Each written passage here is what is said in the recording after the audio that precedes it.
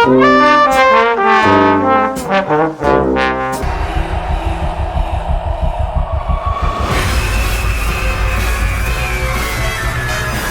يا جماعه؟ عاملين ايه؟ هنتكلم في الفيديو ده على اجدد فيلم رعب نازل دلوقتي، هارت ايز. صحيح هو الفيلم كان نازل بره اصلا من شهر 2 ونزل على النت من شهر 3 تقريبا، بس دلوقتي موجود في السينمات عندنا، لسه نازل ما بقالوش كام يوم، فعشان كده هو فعلا اجدد فيلم رعب موجود في السينمات دلوقتي.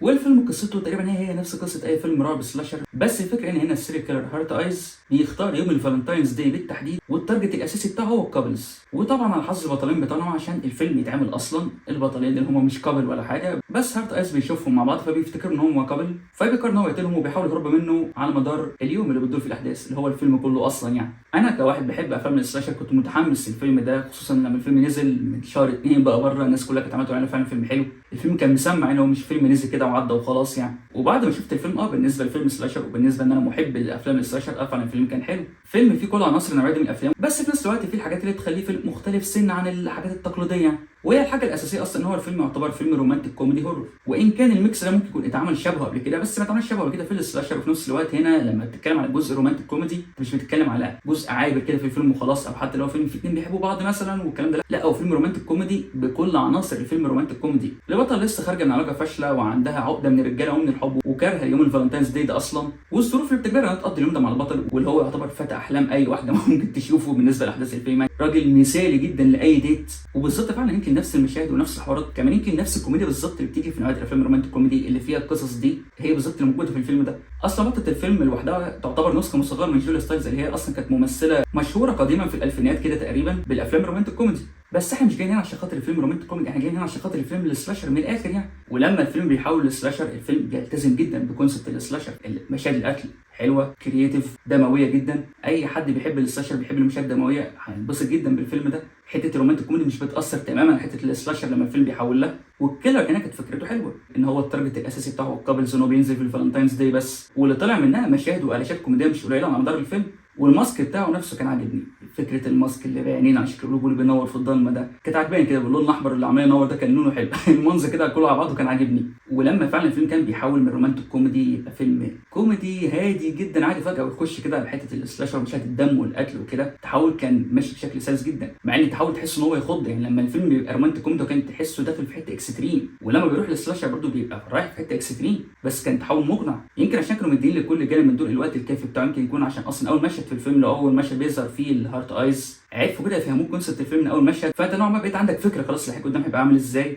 وبرضه نفس الكلام المشهد الافتتاحي اللي هو اول مشهد ظهور هارت ايز، برضه كان مشهد كان معمول بشكل حلو. بس فعلا اللي كان محل الفيلم اكتر لما كان الفيلم بيعرف يدمج كل الجانرز دول مع بعض، لما يبقى في مشهد واحد في الفيلم فيه كل الجانرز دول، هو مشهد رومانتيك كوميدي ورعب في نفس الوقت. وهنا فعلا ظهر جوده الكتابه والاخراج والممثلين كمان، ان التايمنج كان مظبوط جدا في كل حاجه. المشاهد بيكون فيها 3 جانرات على بعض وما تحسش خالص ان الموضوع قل او ان في جانر من دول غطت على الثانيه، لا بالعكس، المشهد مستوعب ال3 مجالات دول مع بعض. واللي عرف يوصل ده فعلا كان الممثلين، بالذات البطل اوليفيا هولت اللي فعلا عرفت تعمل الاداء الكوميدي اللي برضه بتشوفه في افلام الرومانتيك كوميدي بالظبط، وعرفت تعمل اداء الفاينل جيرل في افلام الرعب. وباقي الممثلين كانوا كلهم كويسين، بس هي دي اللي تحسها كانت اللي عليه الحمل كله بما يعني هي دي بطله الفيلم. وبرضه اللي ظهر هنا برضه اكتر في جوده الكتابه والاخراج وبرضه هم الممثلين، ان برغم ان الفكره في حد ذاتها مضحكه بما فيه الكفايه، والفيلم طبعا هو فيلم هورر كوميدي اصلا، هو زي ما قلنا هورر رومانتيك كوميدي، الا ان التوقيت والبالانس نفسه، الوقت اللي بيحولوا فيه الوقت اللي بيدمجوا في المشاهد دي مع بعضها كان مظبوط جدا، لدرجه ان لو كان اي حاجه زادت سنه بس كان ممكن جدا الفيلم يوصل لمرحله السبوف، اللي هو تحسه فيلم تريقه، اللي هو فيلم الكوميديا بتاعته مش محتمل اصلا،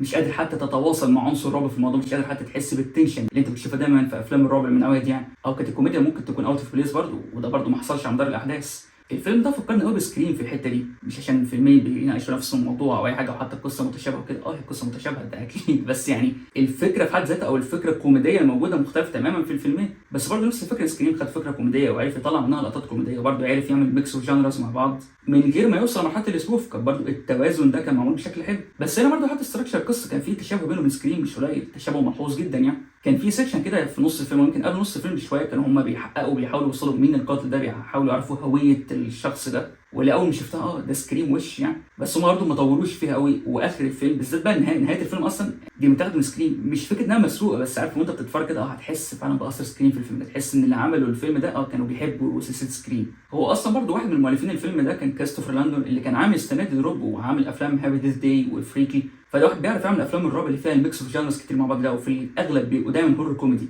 يعني كان باي جانر انت هتدخل معاهم يعني. وبالنسبه للفيلم مدته ساعه ونص، واللي هي المده الطبيعيه تعتبر يعني افلام السلاشر، هو بيبقى دايما افلام قصيره، بس بالنسبه للفيلم مدته كده وفي نفس الوقت فيه التنوعات دي مع بعض، يعني الفيلم عرف فعلا يكتب لك شخصيات معمولين بشكل حلو. يعني مش هقول لك فيلم عميق ولا حاجه، بس على الاقل كان الشخصيات كانت مكتوبه بشكل حلو، مخلياك مندمج معاهم على مدار الاحداث، مخليك لما بيظهر وقت المطاردات وكده انت نوعا ما مندمج فعلا معاهم، عايز تعرف هم هينجوا ولا لا، في كده سنه السسبنس دي بتاع هل الناس دي هتعيش ولا لا. وبرده كان محل الفيلم في الحته دي ان الفيلم ما خدش وقت على ما يدخل في الاحداث، الفيلم ما بيطولش في حته رومانتيك كوميدي في الاول اللي بيقدم لك فيها الشخصيات وكده لحد ما يدخل على الرعب، بالعكس الفيلم بيدخل على طول في حته السلاشر، يعني بعد اول مشهد خالص هو بيقدم لك فيه السيريال كيلر، بعد كده بتاخد وقت كده حبه مع الشخصيات نفسهم ويقدم لك بقى يهيئك لفكره الفيلم رومانتيك كوميدي، بس ما بيطولش خالص لما بيرجع تاني بقى لحته السلاشر بقى والمطارده بقى وكده.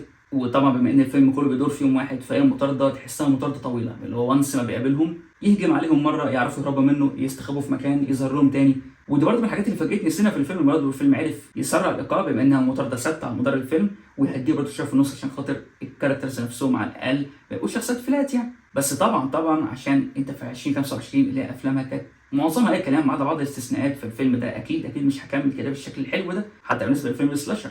وفعلا بعد نص الفيلم كده يمكن عند تلتين الفيلم بيوصل تقدر تقول البيك بتاعه، اكبر مرحله في الفيلم لما بقى خلاص الفيلم بيوصل لمرحله الفوضى فعلا خلاص، والمطارده توصل لاكبر سكيل ليها، اكتر مشاهد قتل، اكتر اشخاص بتموت في المشهد ده، وبعد كده فجاه زي ما كنت تحس ان هم ما كانوش عارفين يكملوا المطارده دي لحد الاخر، فلو هم هينهوها كده نهايه مؤقته يعني عشان احنا هنتخدع هنقول ده خلاص الموضوع خلص على كده. طبعا هم عارفين الموضوع ما خلصش، بس عارف تحسها كانت هم ما عرفوش يكملوا فقالوا ينهوها كده وخلاص. بعد ما الفيلم وصل للبيك كفايه بقى كده، هناخد كده ستيب باك شويه، هنتراجع كده سنه ونرجع بقى تاني على الفاينل اكت، واللي هو يمكن يكون كان اقل مراحل الفيلم، سواء بقى الريفيل او السبب نفسه اللي حسيت كان ممكن يتعمل بشكل اقوى من كده يخدم الجانب الكوميدي في الفيلم اكتر، بس ما كانش كده خالص. بس برضه يعني هو مش ده المهم، انت من الاخر داخل تتفرج عشان فور فن، داخل تتسلى يعني. الفكره ان مشهد المواجهه نفسه في الاخر كان بالنسبه لي من اقل مشاهد الفيلم، الدم موجود وكل حاجه، بس ما فيش السسبنس ده اصلا. المشهد ده يمكن يكون من اقصر مشاهد المواجهات اللي في الفيلم. الخلاصه فيلم هارت ايز هو فيلم سلاشر حلو، اكيد طبعا مش هيدخل في ليست التوب سلاشر هورر موفيز يعني والكلام ده خالص، يعني اكيد طبعا الفيلم ده مش هيدخل في مقارنه مع سكريم ولا إلم ستريت ولا هالوين ولا حتى تيرافاير، ويمكن تكون دي السلسله الوحيده اللي نازله تعتبر سلسله جديده يعني تقارن بالافلام دي. بس بالنسبه للفيلم ستاند الون من الاخر، يعني فيلم كده نازل على جنب، لا جزء في سلسله ولا اي حاجه، وان هو طبعا فيلم جديد وكفايه بس انه فيلم في 2025 يعني ده موضوع تاني اصلا. كان فيلم سلاشر حلو، وكان فيه سنه الاختلاف اللي تميزه شويه عن باقي الافلام السلاشر التقليديه، بس برده ما كانش مختلف بزياده اللي هو تخلي كانه ما يبقاش فيلم سلاشر في الاخر، وهي حد 7.5 من 10. وبس كده ده كان كله على فيلم هارت ايز. انت شفت الفيلم ولا لسه؟ شفتوه اكتبوا في الكومنتات، لو ما شفتوش اتفرجوا عليه، بالذات لو انتوا بتحبوا السلاشر يعني، هو كده اصلا فيلم نازل على النت من شهر 3، فاتفرجوا عليه واكتبوا لكم في الكومنتات. وبالنسبه للمحبين للسلاشر، ايه فيلم السلاشر المفضل بالنسبه لكم؟ وايه فيلم سلاشر جديد يوصل او يقارن سنه بالحاجات القديمه الكلاسيكيه دي؟ مستني اعرف رايكم، ولو عجبكم الفيديو ما تنسوش تعملوا لايك وشير وسبسكرايب وتشغلوا زر الجرس عشان يجيلكم كل جديد. اشوفكم في الفيديو الجاي ان شاء الله، وسلام.